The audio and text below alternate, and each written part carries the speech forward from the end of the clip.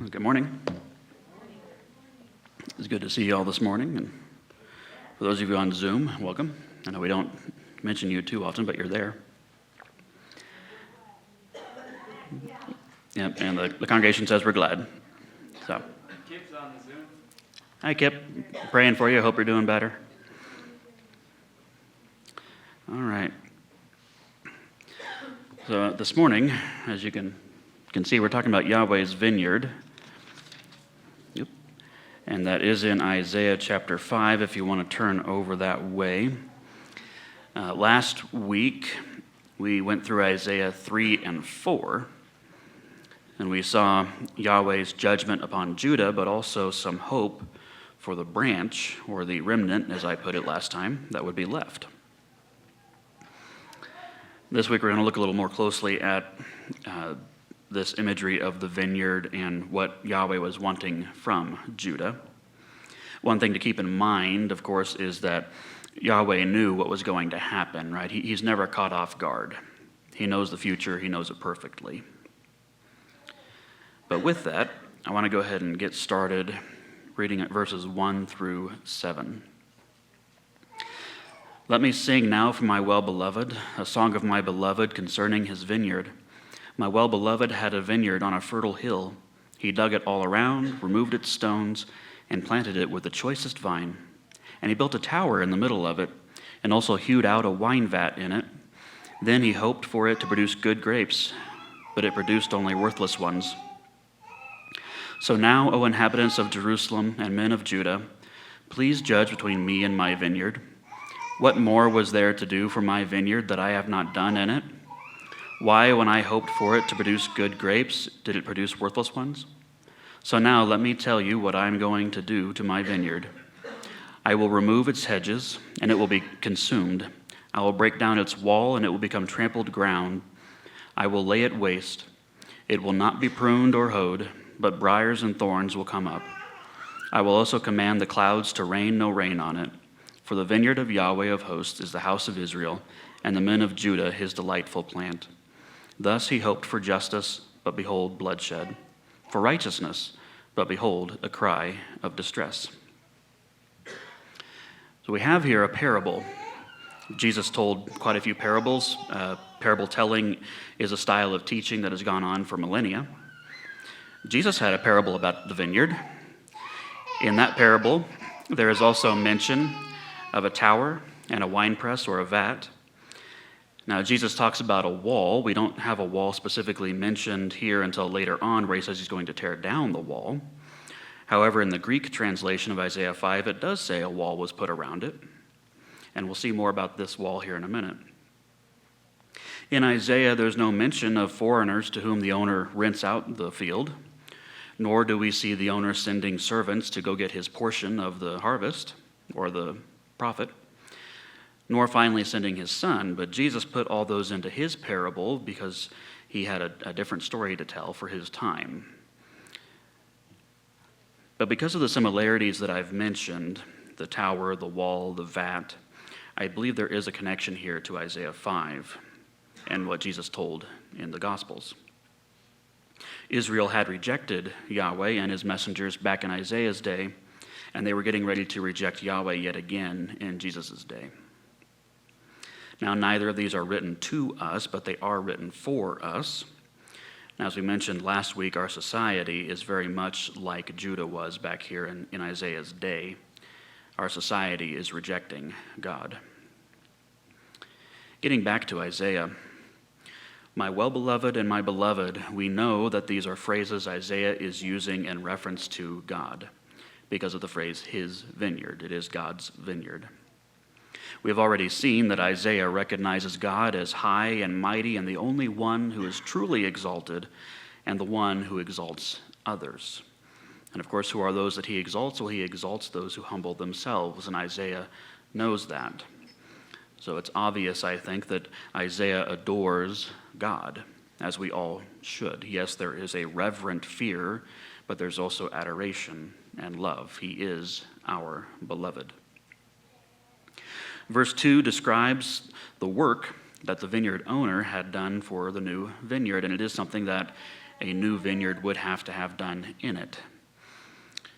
A bit ago, I mentioned that the Hebrew has the owner removing stones, whereas the Greek has him building a wall. Well, in the Holy Land, there's plenty of stone there, some limestone that would have helped it be fertile ground, but this also caused a lot of ground stones and surface stones that would need to be dug up so that the plants could actually be planted and have somewhere for their roots to go.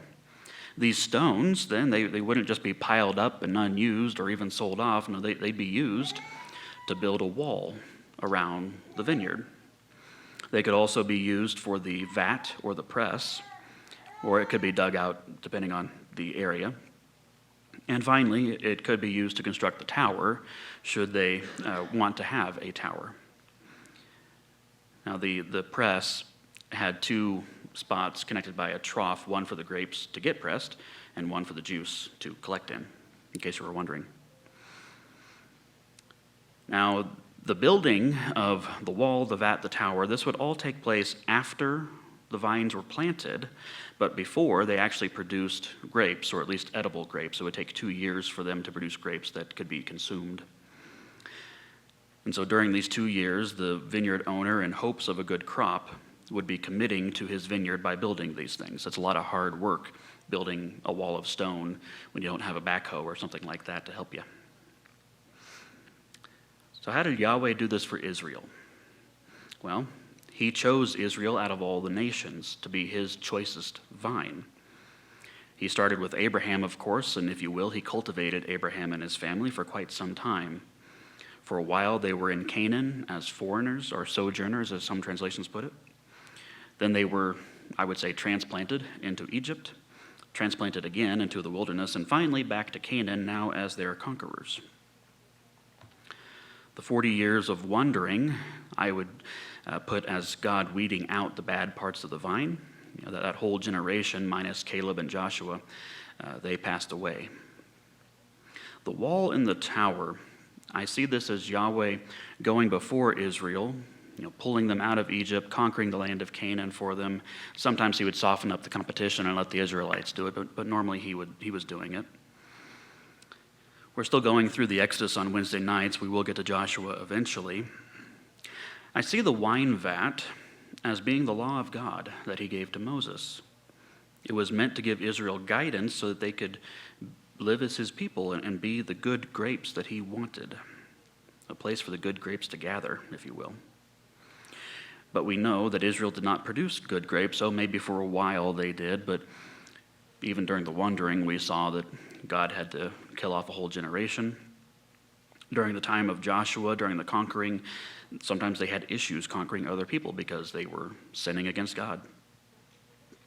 And then in the book of Judges, which takes place after Joshua, we see people doing whatever they want. Twice it says that everyone did what was right in their own eyes because there was no king in Israel.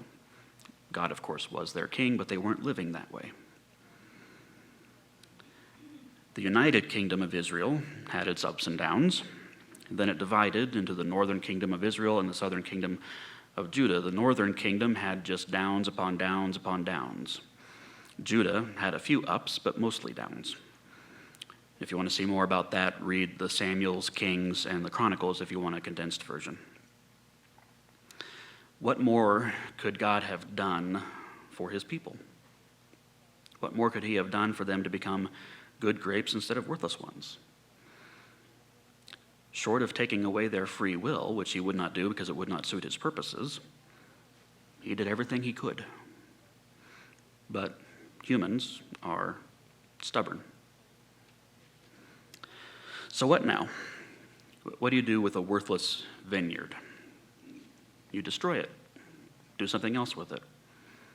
Maybe try again, depending on the vineyard. And God does try again. He does leave a remnant, just to be clear. He says he will tear down the hedge and the wall and let the animals get what they want from it, the trampled ground. They'll consume what they want. It will not be worked. No pruning, no hoeing, no weeding. Actually, the undesirable plants, the briars and the thorns, they'll grow up because no one's working that field. And the owner even will command the clouds not to rain. Now, God can do that, of course. Just look at what he did when Elijah prayed to him. For 3.5 years, he stopped the rain because Elijah prayed. Any other owner may look and say, I wish the clouds won't rain upon you, but God could actually accomplish it. And just in case anyone is unclear about what's going on, verse 7 makes it very clear what verses 1 through 6 have been saying. Yahweh is the hard-working owner who has had so much hope for his vineyard and so much commitment to it. And the vineyard is Israel, specifically Judah at this point. He wanted them to be just as he himself is just, hence giving them his law, which was meant to keep them from overly punishing those who did wrong. But instead, they became greedy to the point of bloodshed. They were looking out for number one, which I think looking out for number one is the seed of all sin, from which the roots grow, the root of evil being the love of money, of course. But they say, I am God, I am number one, I will look out for me. That's not what God wanted. Let us continue with Isaiah 5, 8 through 12. Woe to those who add house to house and join field to field until there is no more room, so that you have to live alone in the midst of the land. In my ears Yahweh of hosts has sworn, surely many houses shall become desolate, even great and good ones without inhabitants. For 10 acres of vineyard will yield only 1 bath of wine, and an omer of seed will yield but an ephah of grain. Woe to those who rise early in the morning, that they may pursue strong drink, who stay up late in the evening, that wine may inflame them. And their banquets are accompanied by lyre and harp and tambourine and flute and by wine. But they do not look upon the deeds of Yahweh, nor do they see the work of his hands. I mentioned last week that woe is sorrow, distress, and troubles. This is a lament, but it is also a threat. It is what is going to happen if you don't turn from what you're being woed for. We know that God does not delight in punishing people, but he does it for our own good. Proverbs 3:11 through 12 and Hebrews 12, 5 through 6 both tell us that God disciplines the one whom he loves. Let's talk about those who are being woed here. In verse 8, it talks about those who gather property upon property. Now, in our day, I think this would be gathering wealth for wealth's sake. But for Israel, it's a little bit different. It would still include that. But in Israel, God owned the land. Now, technically, he created everything. He owns the entire universe. He just lets us live here and have dominion. But in Israel, quite legally, he owned their land in their covenant with him. He gave certain parcels, if you will, to the tribes, and then the tribes were to divide those parcels among the families. We don't have any exacting ideals as to how the tribes divided that up, only how God divided it amongst the tribes. The land was to stay with the family. They could not sell it except in extreme need, and even then, it was to be bought back as soon as possible. And if it could not be bought back by the 50th year, the Jubilee, it was to be given back, free of charge. So really, if you were going to buy someone's land, you're more renting it out, and you had to figure out, okay, there's 10 years until the Jubilee. I think I can make this much with the field, and I'm going to pay them this much. So yeah, I can make a profit. I'll go ahead and rent it. Right? That's how you should be thinking if you're going to buy their land. But what was going on in Israel at this time is the wealthy were buying the land and essentially making the family who really truly owned it slaves on their own land, making them work that field. And that's not what God had intended when he gave them the land. We could connect this with the 10th commandment, thou shalt not covet, as the King James puts it. Don't desire what your neighbor has. Now, to correct all this, Yahweh would make even the greatest of homesteads desolate and worthless. 10 acres of vineyard would produce 1 bath of wine. Now, what's a bath? We don't use that measurement here in the U.S. Well, for various reasons, this measurement of a bath is believed to be connected to the jars of water that they would carry. Right? They'd go to the well, fill it up, and walk back. The jars at the wedding that we sang about, right? The wedding at Canaan. These jars are 5 to 6 gallons each. So a bath of wine would be 5 or 6 gallons. I did a little bit of digging so we can have some context here. On average, 1 acre of vineyard will produce 640 gallons of wine. So 10 acres should produce 6,400 gallons, but it's only going to produce 5 or 6. That's a major cut in production, and it would not be worth it to keep that field, in my opinion. Now, what about the omer of seed and the ephah of grain? Well, an omer is believed to be based on how much a donkey could carry. It's been estimated 3.8 bushels, 6.524 bushels, 11 bushels. I know different dry goods will weigh different amounts, and so a donkey could carry more of this than that, and a bushel is more of a volume than a weight. But that's about what it was. An ephah is 1/10 of an omer, so 3/8 to 2/3 of a bushel, give or take. Let's go with the smaller amount of 3.8 bushels for an omer, and the larger amount of 2/3 of a bushel for the ephah, to be as generous as possible here. That means that you'll take 3.8 bushels of, let's say, wheat kernels, and you'll plant it, but you only get 2/3 of a bushel of wheat kernels back. That's not worth it either. If you can't get more bushels than you planted, that's an issue. This shows how angry God is about the land situation. Now, verses 11 and 12 talk about someone who parties all the time. Right? They get up and they drink in the evening, they have feasts with food and music, and the more important part, they're ignoring Yahweh. I had mentioned before that drinking in and of itself is not an issue, but getting drunk is. Obviously, for an alcoholic or recovering alcoholic, one drink is a big issue. But this is beyond that. The wealthy have the ability to indulge in whatever they want to indulge in, and that's what they're doing. In this case, it happens to be drinking and partying, but I think we could apply it to many things today.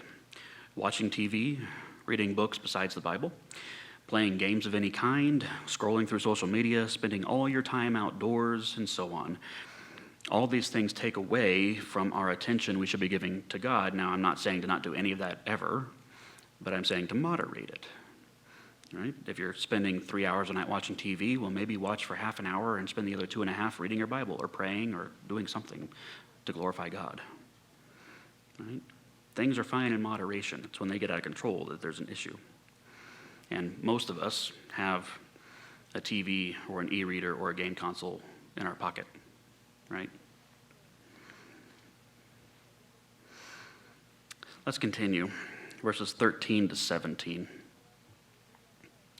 Therefore, my people go into exile for their lack of knowledge, and their honorable men are famished, and their multitude is parched with thirst. Therefore, Sheol has enlarged its throat and opened its mouth without limit. And Jerusalem's majesty, her multitude, her rumbling, the exultant within her descend into it. So the common man will be bowed down, and the man of importance will be made low. The eyes of the lofty also will be made low. But Yahweh of hosts will be lofty in judgment, and the holy God will show himself holy in righteousness.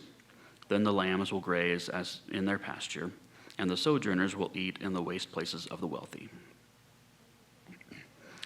Exiled for lack of knowledge, it's not as if they didn't know the law of God. Maybe they didn't know it fully. Maybe that's part of the problem.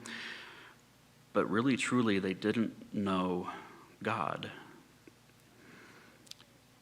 Even if they obeyed the letter of the law, they probably weren't obeying the spirit of the law. I think we see that in the Sadducees and Pharisees' day, in the day of Jesus. This is also, I think, much like Jesus said when he comes back. He said that many will come to him saying, Lord, Lord, look at all these great things we did in your name. And he will say to them, get away from me, I never knew you. He knows us, right? He knows everything, but that relationship isn't there. The knowing in that way isn't there, and it wasn't here either, and that's why they're being exiled. That's the knowledge they lack. They hunger, are famished, and they thirst because they don't know God. Jesus said that he is the bread of life and the living water, and that those who come to him would never hunger or thirst again. Yet these people are going to because they don't know God. Our relationship with God is all we really truly need. Though we should not forget to, like I said last time, that God may be literally taking away their food and water because of what's going to happen. So there's probably double meaning here. Sheol, it's the grave. It's the resting place of the dead. It's neither heaven nor hell. It could be like the parable of Lazarus and the rich man, where we have Gehenna on the one side and Abraham's bosom on the other side, where those who are going to hell are in Gehenna and those going to heaven are in Abraham's bosom, but that is not purgatory, just to be clear. So it could be a waiting room, a resting place, but not purgatory. The throat and mouth imagery represent the all-consuming nature of death. Death comes for everyone and everything. The rest of verse 14 and 15, we see just that. The common person and the high and mighty person all go down into the throat of Sheol.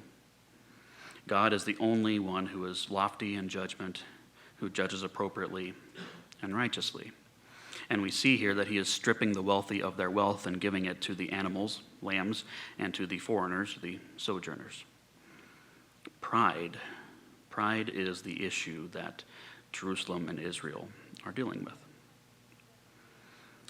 Let's move on a little further, 18 to 23 here in chapter 5 of Isaiah.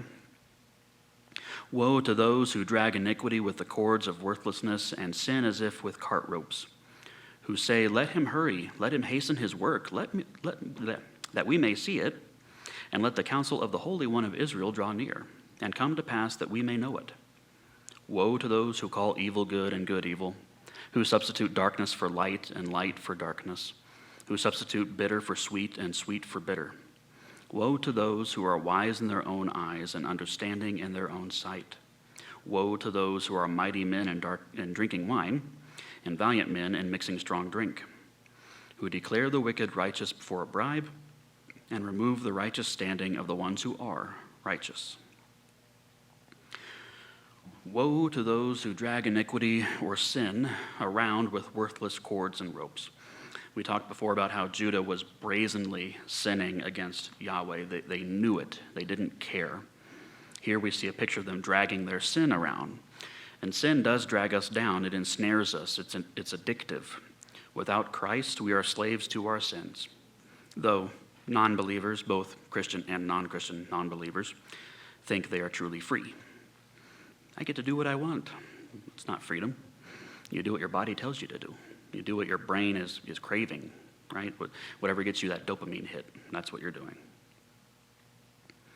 We're told of the way in which these people mock God. They ask for him to show his work and to do so quickly.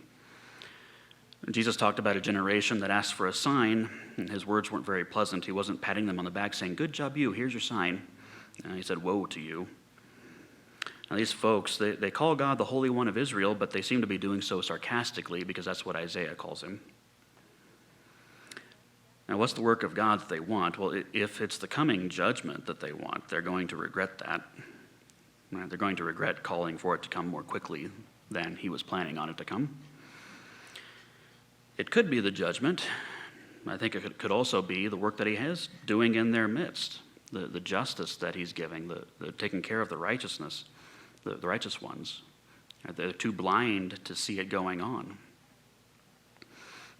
They don't see his righteousness and his glory. Woe to those who call evil good and good evil, light darkness, darkness light, bitter sweet and sweet bitter. God is the one who gets to decide what is good and light and sweet, as well as what is their opposite. Not only that, though, God is good and light and sweet. He doesn't just embody those attributes, he is those things. Evil, darkness, and bitterness are all a lack of him. Right? Darkness is a lack of light. Right? I can't flip a switch to make the room dark. I can only turn off the light that makes the room dark. But these people think the opposite. And our society does the same thing. They say things like, oh, the Bible doesn't mean what you think it means. Right? Look at it in this context instead. Or it's been corrupted over time. Or the men who wrote it down, they put their own ideas in there too.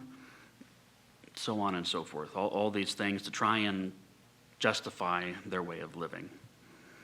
And as with Isaiah here, I say woe to them. They think that they are wise and understanding. Paul in Romans 1:22 writes, professing to be wise, they became fools. And within that larger context, he's talking about a society that is going downhill, that is turning away from God. And we know that God eventually gives people over to the desires of their hearts and to their deceived minds. We need to remember that we're the creature, and therefore we are not more wise than God, our Creator. Verse 22, we again see the drunkenness going on, and in 23 we see greed. Right? A bribe is enough to let the wicked go free, let them do what they want, and enough to slander the righteous. Let's go ahead and finish off the chapter here, 24 to 30. Therefore, as a tongue of fire consumes stubble and dry grass collapses into flame, so their root will become like rot and their blossom blow away as dust. For they have rejected the law of Yahweh of hosts, and the word of the Holy One of Israel they have spurned. On this account, the anger of Yahweh has burned against his people, and he has stretched out his hand against them and struck them down, and the mountains tremble, and their corpses lay like refuse in the middle of the streets. For all this, his anger is not turned back, but his hand is still stretched out. He will also lift up a standard to the distant nations, and will whistle for it from the ends of the earth, and behold, it will come with speed swiftly. No one in it is weary or stumbles. No one slumbers or sleeps, nor is the belt at its waist undone, nor its sandal strap broken. Its arrows are sharp, and all its bows are bent. The hooves of its horses seem like flint, and its chariot wheels like a whirlwind. Its roaring is like a lioness, and it roars like young lions. It growls and seizes the prey, and carries it off with no one to deliver it, and it will growl over it in that day like the roaring of the sea. If one looks to the land, behold, there is darkness and distress. Even the light is darkened by its clouds. This is the destruction of the vineyard that we saw promised earlier. Fire destroys things, we know that. Sometimes farmers will use a fire to burn their fields to aid in a better harvest next time around, but really it still destroys everything. And with no rain, since Yahweh said he would stop the clouds from raining, the land is dry, the roots rot and die, and anything above the ground shrivels up and gets blown away. And why? Because they've rejected the law of Yahweh. They rejected the Holy One of Israel. His law comes from his character. It's meant to restrain the evil of men, to give the maximum penalty so that people don't use and abuse others, right? But so you also don't over-discipline somebody like a lot of cultures were back then. A lot of cultures had laws similar to God's, by the way. We see here an angry God. Now, most people will take this angry God picture, motif, and they'll focus on that throughout the whole Old Testament. They'll make the Old Testament God just as this wrathful, hateful, vengeful bully. Very different from the New Testament God, they say. Well, God has been very patient with Israel up until this point, and so this idea of an angry bully God is a very old, false idea, a canard, if you will, which is a false idea. Yes, there were instances of discipline before. The 40 years of wandering were and not being able to defeat some of their enemies. But now he's truly disciplining them. He's kicking them out. He's refining them through the use of Assyria and Babylon. But it was roughly 700 years of patience with the northern kingdom of Israel before he let Assyria come in, and nearly 900 years for the southern kingdom of Judah before Babylon came in, if we're counting from, let's say, 1406 BC, when they finally entered into Canaan, until the respective conquerings in 722 and 586 BC, respectively. He is very, very patient. It's been nearly 2,000 years now since Jesus lived, died, rose, and ascended, and he's still being patient. He's been patient with Europe as a whole for quite some time, with our nation for quite some time, but I think his patience is running out. And when the time comes for him to tear down and start over with a remnant, or for the final judgment, depending on what we're talking about. Well, he doesn't stop tearing it down until the job is done, as we see in verse 25. He has stretched his arm out against them. And in 25, it says that his hand is still stretched out, and that's not the hand of embracing and pulling you up, that's the hand of judgment pushing you down, or pushing them down, depending on what we're talking about. Verses 26 to 30, we see the nations coming to trample the vineyard, connecting this with the verses earlier. As God provided for Israel during the 40 years of wandering and during the battles with various peoples, he is now providing for Israel's enemies. Now, I don't think he's helping them quite as much as he helped Israel, but they're not growing weary. Their sandal straps aren't breaking. Their weapons are ready to go. They're strong. They're mighty. They're ferocious. The wild animals have come to trample the vineyard. The day is dark, and no human can stop it. So what do we take from this? We've already discussed that our nation is very much like Judah back then. Our nation has turned its back on God after spitting in his face. Our nation thinks they can do no wrong. In some instances, there is no such thing as right and wrong, as long as you're not hurting somebody else. But what does it mean to hurt somebody? Well, if you say something they don't like, you've hurt them. But we as God's church, we need to continue to shine his light into the darkness. We need to be like Isaiah, calling people back to God. It's not an easy task. They'll hate us for it sometimes. They'll have a lot of questions, a lot of doubts, the ill-conceived notions about what God is truly like. We need to be ready to talk to them about what we believe and why. Peter wrote about being ready to answer those who ask for the reason for the hope within us. And that's what we need to do. You know, why the world's going down. Why are you not worried? You know, they yelled at you and flipped you off. Why aren't you doing it back? Because I know God. I know peace because of him. We also need to be prepared for whatever may happen to our country.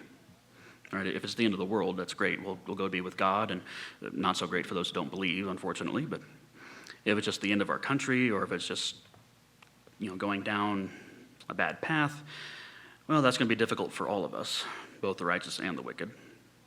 We need to be ready to help out with that, though. Kind of like I talked about before with, if somebody needs some food, well, here, I have some extra, you can have it, kind of a thing. So take this in Isaiah 5 and don't see it as necessarily being against you, but a warning against what could happen and a warning about what very well may be happening in our own nation. So let's pray. Lord, I want to thank you again for giving us your word, for letting us see what your prophets said to your people oh so long ago. Thank you for helping us to see the patterns of what they did, and the pattern of what our nation is doing. Thank you for giving us this warning. I pray, Lord, that you will strengthen us, that we may be like Isaiah and call out this warning to our nation, for they need to hear it. I pray, Lord, that you will be with us as we talk to others. Give us your words for them. Help us to remember what you've already taught us, and to be humble enough when we don't really know to say, good question, I'll look into it and get back to you. Lord, keep our eyes and ears open for those that you want us to talk to and interact with as we go out today. Please keep us safe on the roads, whether we're going home or going on the hike, and keep us safe on the hike. It's in your name, Lord, I pray. Amen.